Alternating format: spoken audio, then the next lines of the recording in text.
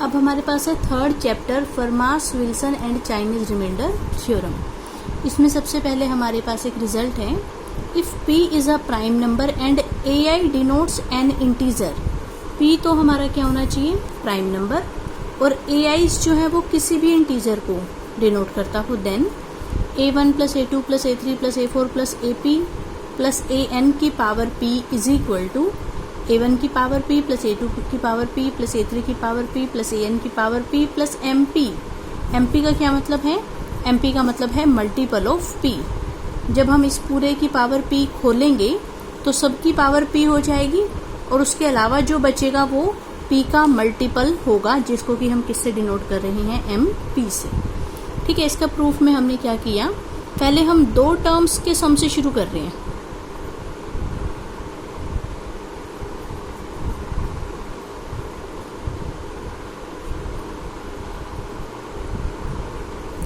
मान लो हमने लिया a1 प्लस a2 की पावर p, दो के सम के लिए हमने बाइनोमियल थ्योरम लगा दी। क्या होता है, a1 की power p plus pc1, a1 की पावर इन दोनों का डिफरेंस और a2 की पावर नीचे वाला, फिर प्लस pc2, a1 की पावर इन दोनों का डिफरेंस और a2 की पावर है नीचे वाला।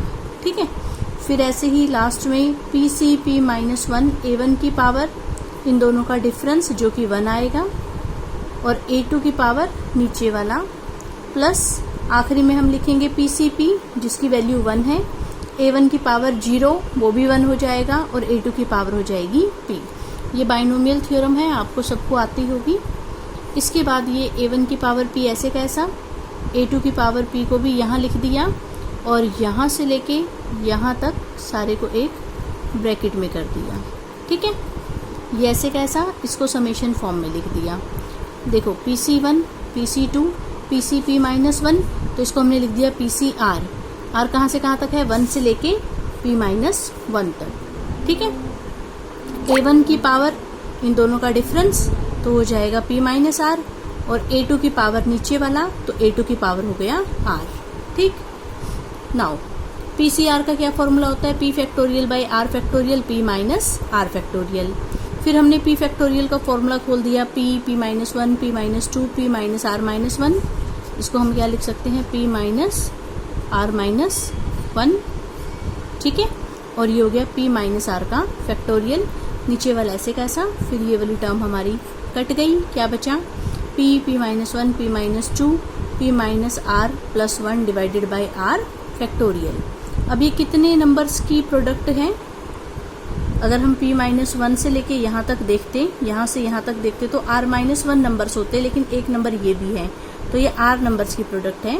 So this is a product of r consecutive integers, therefore it is divisible by r factorial. ये हमने फर्स्ट चैप्टर में थ्योरम की थी कि r कंसेक्यूटिव इंटीजर्स की प्रोडक्ट किससे डिविजिबल होती है, r फैक्टोरियल से। ठीक है, तो ये हमने लिख दिया कि r फैक्टोरियल इस ऊपर वाली टर्म को डिवाइड करता है। ठीक है, ऑल्सो r फैक्टोरियल की p के साथ जीसीडी 1 है। ये कैसे आया, p हमें क्वेश्चन में क्या दे रखा था, प्राइम नंबर, और प्राइम नंबर की अपने से छोटे हर नंबर के साथ जीसीडी 1 आती है। जैसे कि मान लो मैंने p 5 ले लिया, ठीक है, तो 5 की जीसीडी 4 के साथ भी 1 आती है, 5 की जीसीडी 3 के साथ भी 1 आती है, 5 की जीसीडी 2 के साथ भी 1 आती है और 5 की जीसीडी 1 के साथ भी 1 आती है। तो प्राइम नंबर की जीसीडी अपने से छोटे हर नंबर के साथ 1 आती है, तो उस वजह से क्या होगा, p की जीसीडी 1 के साथ भी 1 होगी, 2 के साथ भी 1 होगी और p की जीसीडी r के साथ भी 1 होगी, क्योंकि r हमारा कहाँ से कहाँ तक था,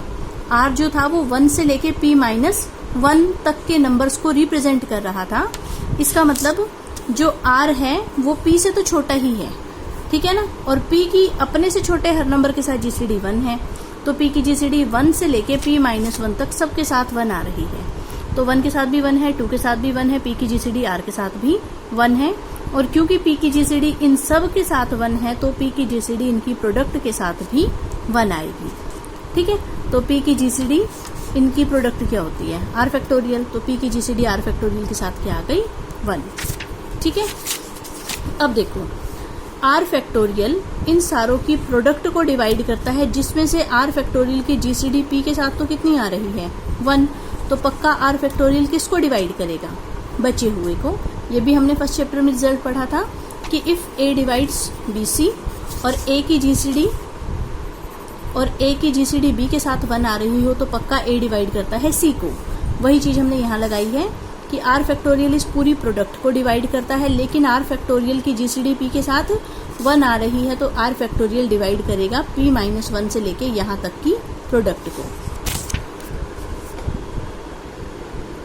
ठीक है, तो ये लिख दिया हमने, आर फैक्टोरियल डिवाइड करता है p-1 से यहाँ तक की प्रोडक्ट को। डिवाइड की डेफिनेशन लगा दी कि this is equal to R factorial into T, where T is any integer, और इसकी वैल्यू उठाकर इक्वेशन नंबर 2 में पुट कर दी हमने। ठीक है, तो यहाँ पे आर फैक्टोरियल से आर फैक्टोरियल कट गया, बच गया p इंटू टी। इसका मतलब P C R is a multiple of p, इसका मतलब p डिवाइड करता है पी सी आर को।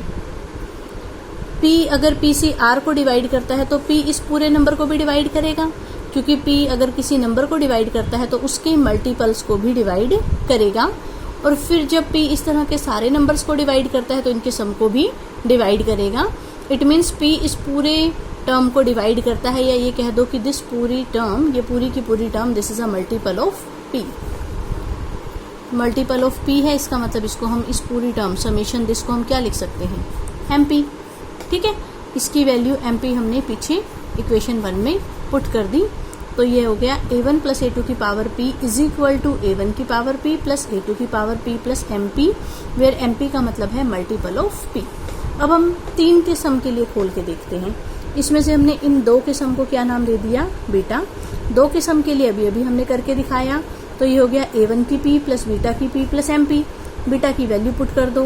फिर से वही चीज की 2 के सम के लिए तो हमने अभी खोल के दिखाया, तो ये हो गया a2 की p प्लस a3 की p प्लस mp।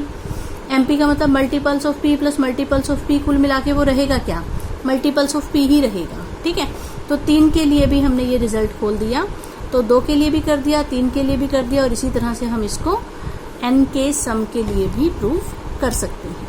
ठीक है।